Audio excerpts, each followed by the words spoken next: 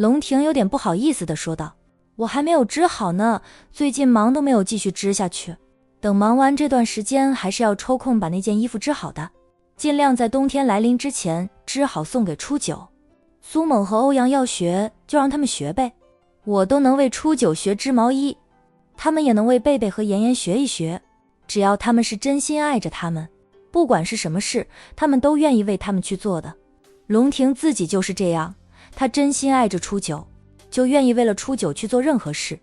身边的人没有人会织毛衣，妍妍随口织的招，她就放在心上，真的去学织毛衣，那是我们做长辈的也看在眼里，真不真心一眼就能看出来。涉及到宝贝女儿未来的幸福，战印对未来女婿的要求是极高的。苏猛的感情但凡有一点掺假，他都不会同意贝贝和苏猛在一起。苏猛从小就盯上贝贝，跟好哥们说了以后要娶贝贝为妻，这么多年来也一直在做着同一件事，就是爱着贝贝，疼他，爱他，宠他。战家和苏家属于世交两家知根知底儿的，苏猛喜欢贝贝是苏家长辈赞成及支持的，战家则在观望，没有阻止也没有推波助澜，有这两个孩子自由发展。不过从苏家走出来的苏猛霸道了点儿，贝贝身边是没有其他男人的，哪家再优秀的男人想接近贝贝难。苏猛防情敌的本事强得很，当年的叶君博都不如他。叶君博虽然早早就盯上了穆晴，却也没有防住情敌，让穆晴和别人谈过恋爱。穆晴被分手后，因养母催婚催得厉害，才租叶君博假扮男友。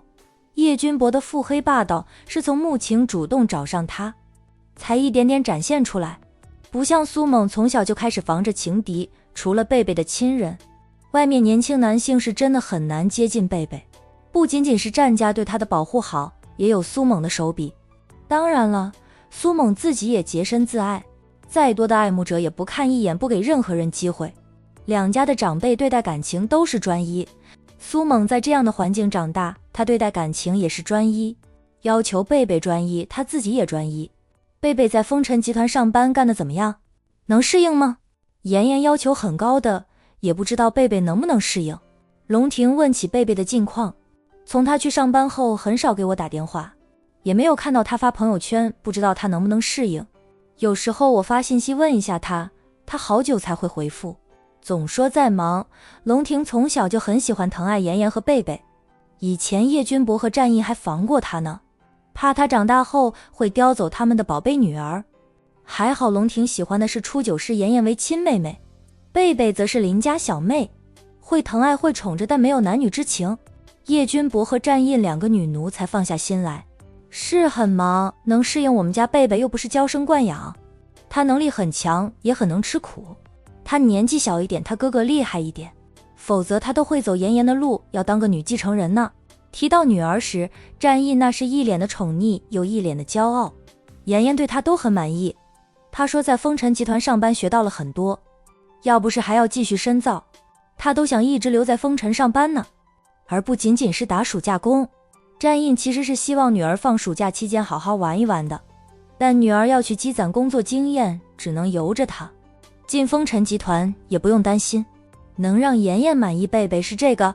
龙婷竖起大拇指，没有人比她更清楚妹妹的挑剔了，对工作的要求极高，多少人在她手底下干不下去的，能干下来的都是职场中精英中的精英。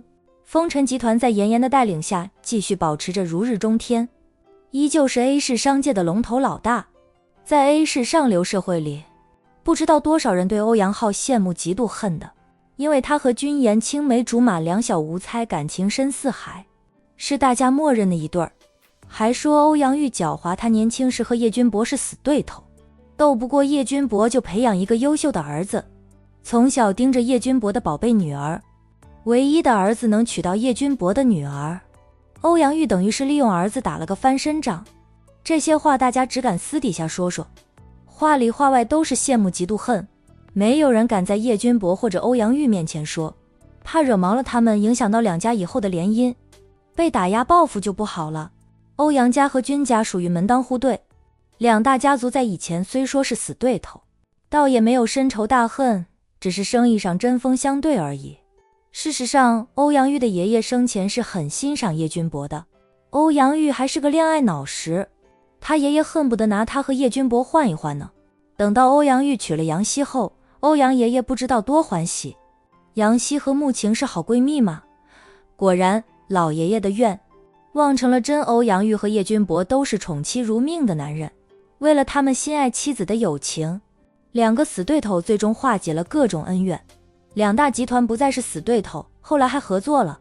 到了欧阳浩这一代，两家人就更加的亲密。欧阳浩和君家的孩子一起长大，既有友情也有亲情。君家的孩子早就将欧阳浩视为妹夫姐夫，也只有欧阳浩才配得上优秀的君言。战印骄傲的道，我战印的女儿当然是这个。龙婷不是我夸自己的女儿，贝贝是真的很优秀，给她几年时间她就是第二个君言。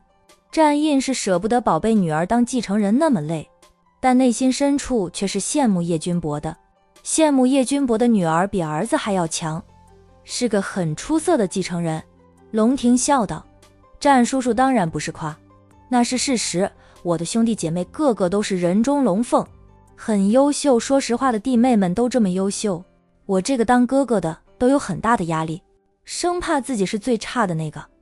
还好大家都很给我这个大哥哥面子，在两大家族的孩子当中，他的确是大哥哥，其他人都比他要小一点。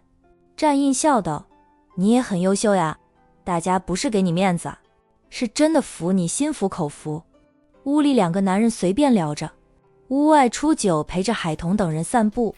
穆晴问他，龙婷今天接手了龙氏集团，一切都顺利吧？挺顺利的，少爷自从来到 H 市就一直关注着龙氏集团，对龙氏集团涉及到的行业很清楚，他接手龙氏集团完全没有问题。龙拓倒是想给少爷使绊子，想利用大客户为难少爷，被少爷三两下就解决了客户，还不敢说什么。穆晴放下心来，那就好，我们还是很放心他的，要是实在有难处，初九你要告诉我们。龙婷有时候不愿意向我们求助，龙婷可能是孩子们当中年纪最大的一个，也有可能是没有亲生的父母及兄弟姐妹，养成了独立的性格，除了感情的事向大家求助过，其他事他轻易不会向大家求助。穆晴有时候挺心疼这个养子的，明明他们都是龙婷的靠山，是他的长辈，虽说两人没有血缘关系，不是亲生母子，可在穆晴心里，他一直把龙婷当成亲生的来疼爱。叶瑶和君言有的，龙婷也有，他从来没有亏待过龙婷，龙婷却不愿意依靠他们。当然了，作为父母，孩子能独当一面，父母也是开心欣慰的，只是有时候会心疼孩子压力大而已。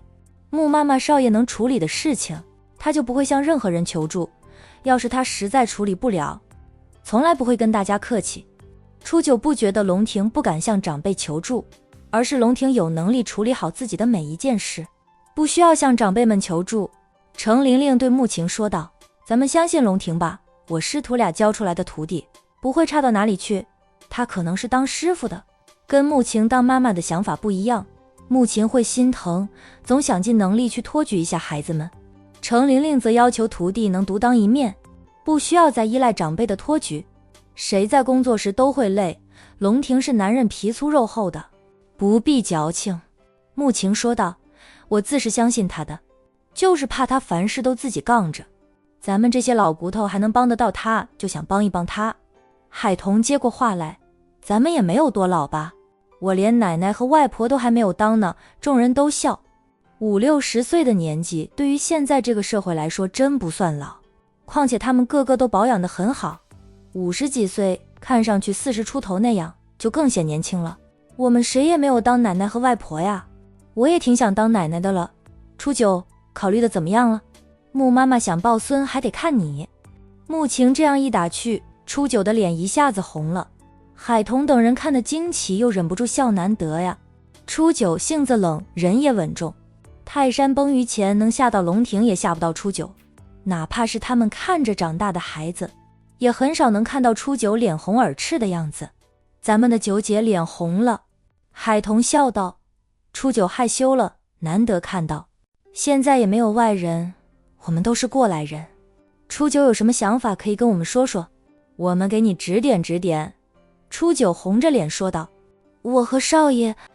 九姐，你别叫少爷了，叫他龙庭吧，你们俩以后要结婚的，总不能做了夫妻还少爷少爷的叫吧。从现在开始先改称呼，早点习惯了再说其他的。海童建议初九改称呼，穆晴也说道，我们和龙庭都说了他无数次，他听不进去啊，话里有着无奈。程琳琳也在一旁点头。初九，穆妈妈，我是叫习惯了，很难改口，再难也要改口。以后你和龙庭结了婚，就是龙家的家主夫人，让人听到你叫龙庭少爷，哪还有家主夫人的尊严？别人会说你是龙庭的佣人。海童接话，私底下只有你夫妻俩时，你要叫他少爷或者庭哥都可以，但在外人面前，你要叫他的名字，不要再叫少爷。初九想了想后，点头应着，同意，我听你的。穆晴故意吃味的道，我和你师父劝了你无数次都劝不动，你同意一来劝上一劝你就答应了，我和你师父都要吃醋了。海童亲热地挽了一下初九的手臂，笑道，九姐就是和我亲近，你们就酸吧，同意。初九被几位长辈打趣的不好意思，一张冷艳的脸越发红了。今天在公司有没有发生一点稍微有点看头的戏？穆晴问道，也是转移了话题，免得初九脸皮薄，被他们打趣的都要寻个地洞钻进去了。未来的儿媳妇穆晴还是很护着的。初九答道，龙英明带着几位族里的老人家去了公司，一是问少爷什么时候安排宴会，说每任家主接管家族后都会宴请亲朋戚友以及商界名流们，少爷说迟点再安排。然后他们又提醒少爷该考虑人生大事，催少爷早点结婚生子，说少爷就一个人了，肩承着为嫡系一脉传承香火的重担，送来了很多女孩子的相片，让少爷过目挑选。少爷看了一下，嫌弃那些女孩子的是艺术照，全都化了妆的，看不出真实的容颜。少爷说不要，他们还想再安排少爷，就说他心悦于我，要娶我为妻，让我当家主夫人。他们当着我的面把我说的一文不值，说我配不上少爷。初九复述的时候，神色稳定得很，好像他在说别人与他无关似的。这份淡定让长辈们格外欣赏他。龙庭怎么说的？他维护你了吗？程琳琳问道。他要是不维护你，师父现在就回屋里把他揍一顿。初九赶紧说道，师父少爷维护我，少爷怎么可能不维护我呀？他将龙庭当时说的话都告诉了三人。海童等人听后才算对龙庭满意，虽然他们和龙庭才是家人，但他们也不允许龙庭变成一个不懂得维护自己老婆的男人。妻子如脸面，不懂得维护妻子的男人就等于是不会维护自己的颜面。别人欺辱你的妻子，不等于是欺辱你吗？哈哈，他们最讨厌那种当别人指责欺辱自己妻子，非但不维护妻子，还跟着一起指责妻子不是的男人。穆晴说道，所以说你和龙庭要早点改变关系，成了夫妻强强联手，他们也得忌惮几分。我早就猜到他们想拿捏龙庭的婚事，